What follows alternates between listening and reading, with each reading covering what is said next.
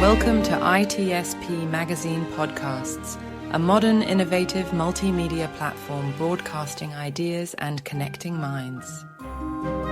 You're about to listen to a new short story from Sotto, Stelle podcast. We invite families and friends of all ages to gather under the Tuscan night sky, ready to be carried away by magical short stories suitable for children and the young at heart. Here begins a wonderful adventure. A gift for all dreamers in search of enchantment, wonder, and wisdom. From the original Italian, here we present the English version. Now, let's all be quiet. The story is about to begin.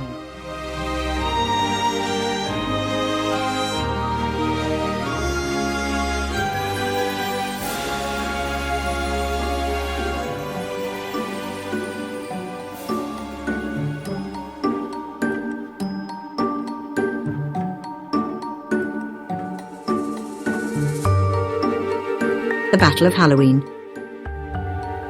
3 friends, neighbours and very curious, met every afternoon after finishing their homework at the playground in their village, nestled in the green Tuscan hills. There, sitting on a bench in the middle of the lawn, they plotted how to end the day with fun. Usually they got up to mischief and sometimes ended up in peculiar situations. The days passed, and summer was now just a memory.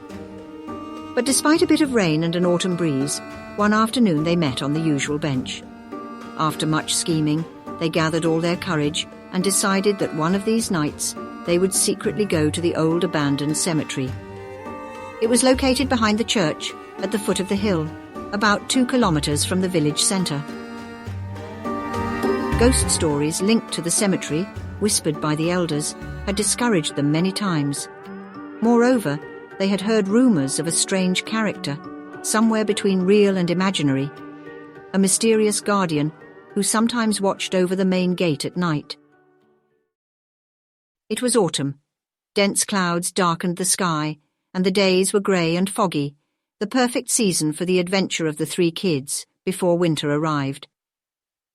The calendar marked October 31st, and that very night, Halloween night, would be simply perfect. A handshake, then a goodbye, and each went home. They had dinner and went to bed early as usual, not to arouse suspicion. Lying in bed, they dozed off, but in their half-sleep, every noise, the bang of a shutter, the creaking of the floor, or the squeak of a door seemed like spirits moving, maybe ready to join them on their adventure. As planned, at exactly the 10th toll of the bell from the church tower, they snuck out, each from their bedroom window, slipping out through the back of their houses. Almost at the same time, they met at the designated spot and in the darkness made their way toward the cemetery. Lena, who seemed the bravest, held a small flashlight, pointing it behind her to light the way for Sarah and Teo, the other 2 companions in the adventure. They were all a bit nervous, stopping to hide at the slightest rustle or the appearance of a sudden shadow. Once they reached the church, they hurried determinedly towards the entrance of the cemetery. And that's where the night started to get interesting. For starters, Martino, the mysterious guardian they had heard so much about, was really there. They saw him with their own eyes in front of the old rusty and decaying gate. He was sitting, half asleep, but certainly alert to the slightest noise. He held a still-lit pipe in one hand and a harmonica in the other. A jet-black raven perched on his right shoulder, and a small yet regal-looking dog sat by his left side, keeping him company. The fear of being discovered froze them instantly. They caught their breath and in the blink of an eye reached the wobbly fence barely standing at the back of the cemetery. From there, they climbed a large elm tree and sat on the highest branches. The call of some owls with big piercing eyes echoed like a dark omen, but a glow unexpectedly appeared on the other side of the crumbling wall. From the large elm, Lena, Sarah and Teo witnessed an unusual and astonishing sight. In front of them lay a well-kept green park, like a secret garden. Small graves, with tombstones shaped like dogs, cats and other pets, adorned with flowers of every shade, were scattered in every corner. In the central part stood imposing statues, representing sacred figures for the cemetery and its inhabitants. These were the statues of the royal frog, the wise turtle, the noble horse, the mysterious cat, and the faithful dog. Looking around from their vantage point, they saw pumpkins of various sizes, carved with images of animals and lit by candles. Lanterns and various objects typical of Halloween night were placed around the graves. Curious, they decided to climb down from the elm, and little by little started walking toward the park, paying attention to the movements of the faint, flickering lights that cut through the mist. The atmosphere was enchanted and magical. They moved quietly, Lena always leading the way. Every now and then she would stop Sarah and Teo, saying, "Do you hear that noise? Are we sure it's not a ghost?" No, just the wind. We hope," whispered Sarah and Teo. But it was Halloween night and anything could happen. In the centre of the park, the spirits of the animals living in the cemetery jumped and flew, carried by the air with the help of colourful pinwheels spun by a gentle breeze. It was a full-on celebration. Paper lanterns lit up small stalls filled with all kinds of treats for the joy of the animals. Cookies and snacks shaped like little ghosts, skulls and bats, small fruit pumpkins, and, believe it or not, mini chicken and turkey sausages for dogs, and fish ones for cats. Several spotlights rose into the sky at the edges of the park, operated by magpies that vigilantly watched over the cemetery.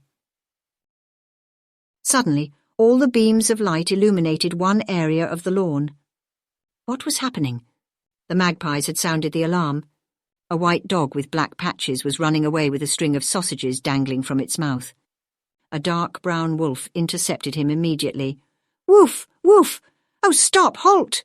What are you doing, running off with sausages in your mouth? What's your name? Where are you from? What are you doing here?" "Oh, calm down. My name's Spot," replied the white dog with black patches. "I live on the other side of the cemetery's fence. Through a secret passage, I sometimes meet my friends who live here. Every year for the Halloween celebration, I take the chance to visit them and grab some tasty treats to eat. Everything's so good. What a delight." Then the wolf said, "Ooh, but don't you know that it's dangerous to wander around on Halloween night? You might run into malevolent supernatural beings." Meanwhile, all the spirits of the cemetery animals were already bringing more goodies to give to Spot, and in chorus they said, "Stay with us for the Halloween celebration." The dog happily accepted the invitation, wagging his tail and doing 1,000 somersaults. The Halloween celebration had begun. Soon the 12 chimes of the church bell would echo through the silence of the night. While everyone was having fun and eating to their heart's content, the moon darkened. Thunder, howls, meows, and other strange noises created a ghostly soundtrack. Then a dense mist and absolute silence fell over the cemetery like a threat. It was midnight, and a destructive force was being unleashed, led by ghosts and skeletons armed with bone scythes and glowing green swords. The dry trees snapped like twigs as they passed. The spectral ghosts appeared wrapped in long strips of mist-made fabrics. Their intention was clear: to reach the sacred statues of the animal protectors and destroy them. In this terrifying situation, the 3 companions, who had spotted a crypt at the far end of the park, instinctively took off running toward it to seek refuge. But passing by the maintenance shed, where all sorts of tools were stored, an idea suddenly struck them. They stopped to gather nets, ropes, mousetraps, sticks, rakes, and shovels. They immediately used them to create improvised traps to stop the malevolent intruders. The skeletons tripped and fell apart with a creak, while the ghosts got caught in the traps with their fabric strips. But these figures were driven by a destructive force and formed a large group ready to advance and wage battle. Only a small number of them had fallen into the traps, but most of them were moving swiftly, causing devastation and terror, destroying everything in their path. They were dangerously approaching their goal. When all seemed lost, the spirits of the domestic animals, led by Spot, the wolf, and the magpies, formed a circle around the statues, and even the 3 friends had joined the battle to defend the cemetery. Despite this extreme act of courage, the malevolent forces did not seem intimidated and continued advancing, shrouded in the mist that accompanied them, among ghostly sounds. While all of this was happening, Martino, the guardian at the main entrance, though half asleep, was suddenly awakened by a cold wind and his faithful, alarmed, and attentive companions.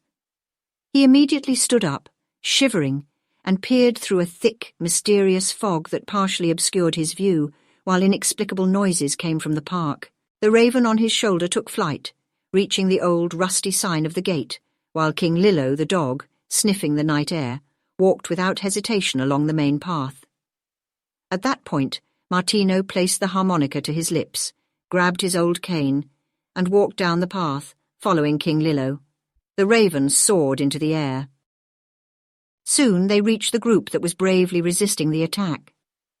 As they approached the battleground, the music from Martino's harmonica intensified, while his raven flew directly toward the malevolent forces, distracting them from above. King Lillo, fast as a beam of light, circled around the brave protectors and positioned himself between them and the spectral invaders. Spot, Lena, Sarah, and Tio did not hesitate for a moment and stood by his side, and so did all the other spirits of the domestic animals. It was at that point that the ghosts and skeletons halted their march, and when the sound of the magic harmonica reached them, they floated into the cold night air and vanished into nothingness. Finally, the nightmare was over, and the celebrations could resume. The three friends were greeted by a multitude of wagging tails and were invited to spend Halloween night in their company. Of course, even Spot the dog, the guardian Martino, King Lillo, the black raven, and the brown wolf joined the celebrations with plenty of treats and few tricks, because clearly everyone had already had enough of tricks and scares. Like a dream, the mysterious adventure of three curious friends vanished with the dawn, and all three woke up happy and incredulous in their beds. But what had really happened on that mysterious Halloween night? Perhaps only Martino, the guardian, and his loyal companions who knew the legends and secrets of the night could know, but no one ever saw them guarding the entrance to the abandoned cemetery again. Well, they weren't seen again for a while, to be exact, not until the Halloween night of the following year. Happy Halloween to everyone!